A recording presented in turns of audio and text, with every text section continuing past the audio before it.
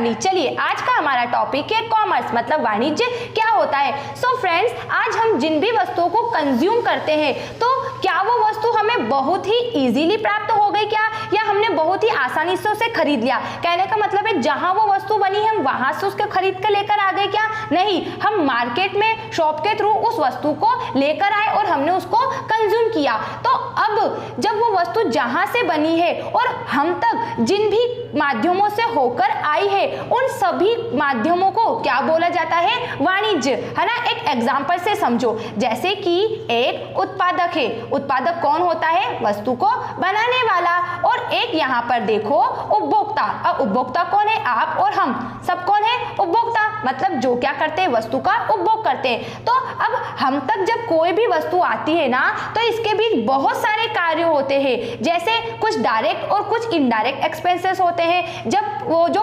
वस्तु का उत्पादन करने वाला उत्पादक है जब वो वस्तु को बनाता है ना, वस्तु का निर्माण करता है, तो उससे रिलेटेड एक्सपेंसेस होते हैं जिन्हें हम क्या बोलते हैं? Direct expenses. जैसे सैलरी हो गया, रॉ मटेरियल हो गया, इलेक्ट्रिसिटी हो गया, ये सारे डायरेक्ट एक्सपेंसेस हो गए। और इनडायरेक्ट एक्सपेंसेस वो होते हैं जो वस्तु को सेल करने से रिलेटेड होते हैं, जैसे एडवर्टाइजमेंट ले लो आप, ट्रांसपोर्ट ले लो, इंश्योरेंस ले लो, ठीक है। ये सारे क्या हो गए? Indirect expenses. तो ये सारे एक्सपेंसेस और ये सारे कार्य ही वाणिज्य कहलाते हैं, है ना। तो हम कुछ इस तरीके से इसके मीनिंग को बता सकते हैं कि किसी भी वस्तु को उत्पादन से लेकर अंतिम उपभोक्ता तक, मतलब बनाने वाले से लेकर वस्तु का उपभोग करने वाला व्यक्ति उपभोक्ता तक पहुंचाने के लिए जितने सारे कार्य होते हैं वह सब क्या कहलाते हैं? वाणिज्य। और वाणिज्य क्या है? एक आर्थिक क्रिया, मतलब इकोनॉमी एक्टिविटी जो किससे रिलेटेड होती है? मनी से रिलेटेड। तो वाणिज्य में भी क्या होता है? व्यक्ति क्या करता है? पैसा प्राप्त करता है ना। और वाणिज्य ने किसके कार्य को आसान किया है? व्यापार को। आज व्यापार में जो कोई भी वस्तु होती है वो वाणिज्य से ही आती है। जैसे आज एक दुकानदार है ना, ठीक है, तो उसके पास जो कोई भी वस्तु आई है वो ट्रांसपोर्ट के थ्रू ही आई होगी। ऐसा तो नहीं कि वो जिस वस्तु को बेच रहा है उसका प्रोडक्शन उसी क्षेत्र में हो रहा है। अगर हो भी रहा है तो कुछ वस्तु का हो रहा होगा, उसकी शॉप पे हर एक वस्तु तो उसके क्षेत्र की नहीं हो सकती, कुछ वस्तुओं को वो बाहर से भी मंगा रहा होगा ना। तो ये सारे कार्य वाणिज्य के अंतर्गत होते हैं। अब इसके कुछ एग्जाम्पल मैंने लिख दिए कि वाणिज्य के कौन कौन से कार्य होते हैं, जैसे बीमा, संचार, परिवहन, ये सभी कार्य क्या होते हैं? वाणिज्य के, ठीक है। अब इसकी एक डेफिनेशन देखो जो किसने लिखी है? डॉक्टर इविलिन थॉमस ने। इन्होंने कहा है कि वाणिज्य क्या है? उन सभी क्रियाओं का संयोग, मतलब उनका कॉम्बिनेशन, किनका? वस्तुओं को या किसी माल को बनाने, खरीदने, बेचने और हस्तांतरित करने से संबंधित है। क्या है?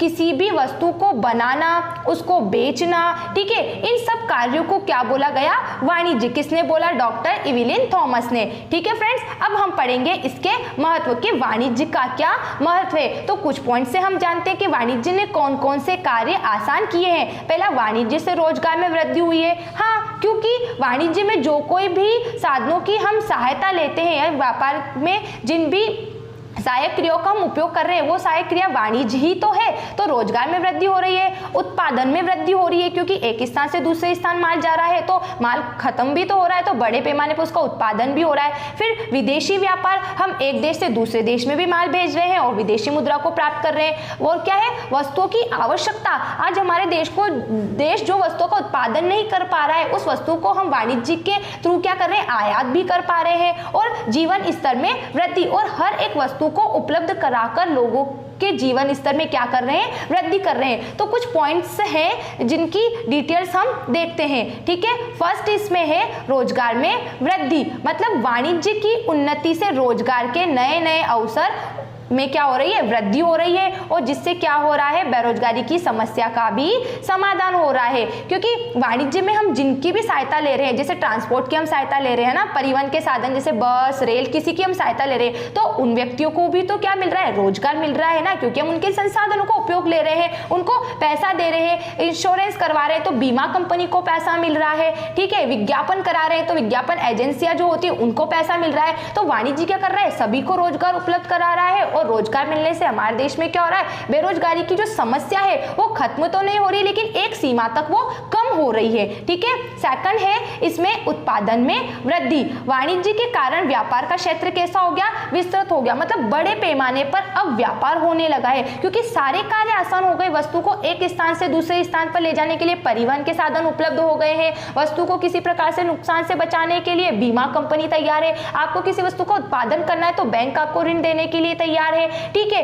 तो ये सारे काम होने से व्यापार का क्षेत्र क्या हो गया, और ज्यादा फैल गया। ठीक है, तो ऐसी कंडीशन में अब उत्पादन भी क्या करने लगा, बड़े पैमाने पर होने लगा उत्पादन, और उत्पादन बड़े पैमाने पर होने से क्या हुआ, वस्तु की लागत कम हुई, इसका लाभ किसको मिला, उपभोक्ता को मिला। अब थर्ड देखो, विदेशी व्यापार, वाणिज्य से विदेशी व्यापार भी संभव हुआ है, मतलब हम आयात और निर्यात दोनों कार्य करने लगे हैं, और जब हम निर्यात करने लगे तो उससे हमें क्या प्राप्ति हुई है, विदेशी मुद्रा की हमें प्राप्ति हुई है, और जो विदेशी मुद्रा हमारे देश के लिए बहुत ज्यादा जरूरी है, क्योंकि अगर हमें किसी देश से किसी वस्तु का आयात करना पड़ा तो वो देश तो उसकी देश की करेंसी ही मांगेगा, उस करेंसी में ही हमें पेमेंट करना होगा। तो ऐसी कंडीशन में हम विदेशी मुद्रा कैसे प्राप्त करें, तो एक निर्यात व्यापार ही है जिससे हम विदेशी मुद्रा की प्राप्ति करके किसी दूसरे देश से वस्तुओं का आयात कर सकते हैं। अगला है इसमें वस्तुओं की आवश्यकताएं, मतलब वाणिज्य के कारण नागरिकों को देशी ही नहीं अपितु विदेशी वस्तुओं की उपलब्धता भी